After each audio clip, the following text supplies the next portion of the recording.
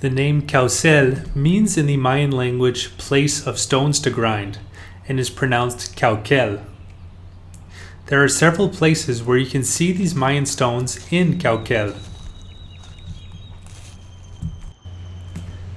At the height of the Mayan Empire in the Yucatán Peninsula, there were more important religious and political sites and cities like Chichen Itza or Uxmal in the area, but Mérida used to be where a lot of the Mayan people actually lived.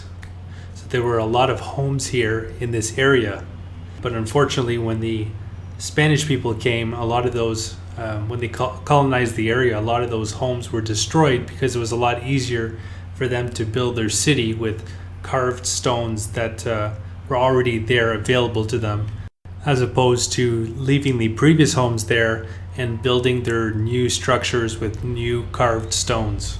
And even though some people would consider Cauquel to be the newer part of Mérida, it actually has quite a few archaeological places where you can find some of these remains from the ancient Mayan city, such as Parque Eco Arqueológico Soblonké, which we're looking at right now.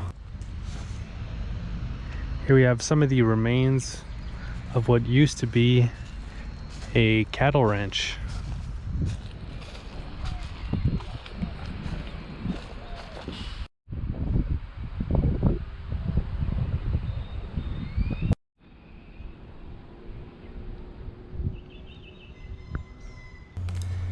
Before colonial times, the Anacabil lands were part of a Mayan settlement that existed from the late pre-classic to the early post-classic, so roughly from 400 BC to 1532 AD. The pre-Hispanic settlement was dismantled, and in the 18th century the hull of the hacienda was raised. Now this would have been done by the Spanish, of course. During this time, the Anacabil farm was dedicated to the production of meat, hides, honey, beeswax, fruits, and vegetables. The products were sent to the city of Mérida, but after the caste war, it became part of the Susula-Henican Hacienda. Today it's mostly home to iguanas and talkative birds.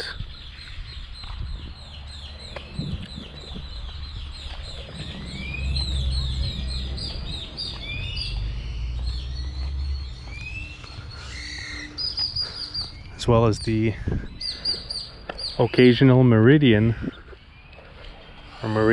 who come for a nice stroll.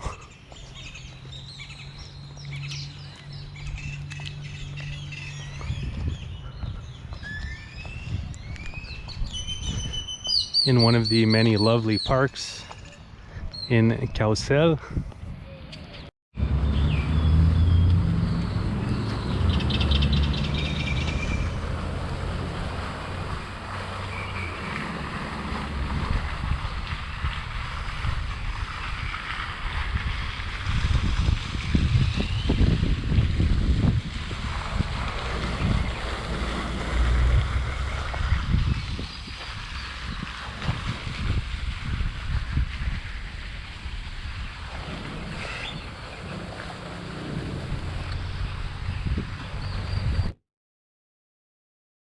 Ciudad Caucel has become a satellite city of Mérida. In 2004, at the initiative of the state government, a project was started to offer housing spaces in the vicinity of the capital city. This project has been reflected in a vertiginous population growth. There are about 15,000 housing units already built with all urban services. For this reason, the housing complex near the police station has received the nickname Ciudad de Cauquel, or Cauquel City. Cauquel is now a very modern municipality with new shopping centers, sports facilities, restaurants, and stores. Investment keeps coming into Cauquel from different companies such as Cinepolis, Starbucks, Los Trompos, La Palapa, Italian Coffee, and different supermarket chains such as Chedraui, Soriana, Walmart, and Aki. Ciudad Caucel is built with modern infrastructure featuring underground wiring and is also easily accessible and counts with wide streets and avenues. In addition, the social commitment and environmental awareness are promoted among its inhabitants by having reforestation programs that have been planting trees for 8 years, among other activities that also allow the interaction between residents, which have been organized in order to take care of the environment in which they live. But some experts wonder if Caucel's rapid growth is natural, sustainable, and healthy, based on the fact that 7,830 hectares were approved for new real estate developments in Mérida in 2019 alone.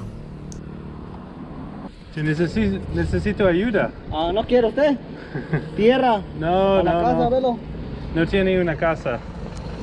Yo renta. Renta. Bueno.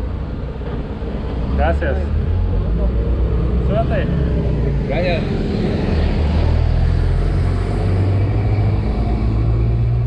The rapid and expansive growth of the city has led to the multiplication of subdivisions in the periphery of Mérida. Although most of them do not respond to real housing needs due to the remoteness and lack of services, as is the case with Ciudad Caucel, they become dormitory cities with vacant housing of up to 50%, said Dr. Ruby Elena Ruiz Sabido, the research professor at the Faculty of Architecture of the Autonomous University of Yucatán. He says it turns out that this does not respond to the real needs of the spontaneous population growth, but rather revolves around an expectation. We know that most of the houses are acquired but not inhabited. It does not respond to a real demand for growth, but perhaps to the desire of the people to own a house, to have wealth. He goes on to say we must review the growth policies. Because we have Ciudad Caucel, where there are up to 20,000 more houses. Although the goal that it set has been reached, one would say if there are already thousands of more houses, what does it matter? But there are problems that still need to be reconsidered in a proposal for a sustainable city. The provision of services is important, and we must ask ourselves if these dormitory cities should continue to be promoted. So I hope you enjoyed this video of one of the municipalities surrounding the city of Mérida. If you enjoyed this video, I have other videos of the beautiful and historic towns surrounding the city of Mérida, such as Motul, Izamal, etc. So if you'd like to see those videos, you can find them on this channel. I have a link in the description for the playlist of all the videos I've made in the Mérida region. And if you enjoyed this video, please click the like button and subscribe to the channel if you haven't already.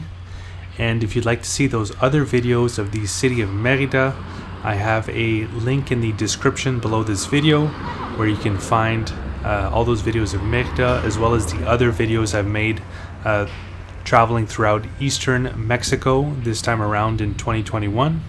You'll also find in the description a link to the first time I traveled through Mexico 3 years ago, bicycling through the country, through western and central Mexico.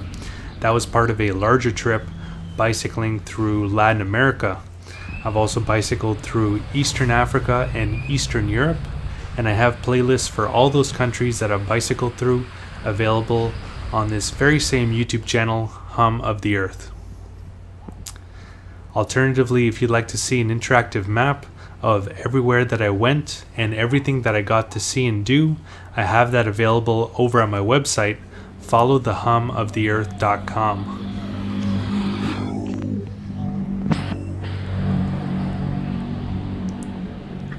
where you can click on the different locations and see the various blog posts and videos that I've made of those places. And if you'd like to follow my continuing adventures through Mexico's Yucatan Peninsula and beyond, you can do so by clicking on the red subscribe button and clicking on the bell to be notified when new videos come out. Alright, so that's going to do it. I hope you guys enjoyed. Have a good one.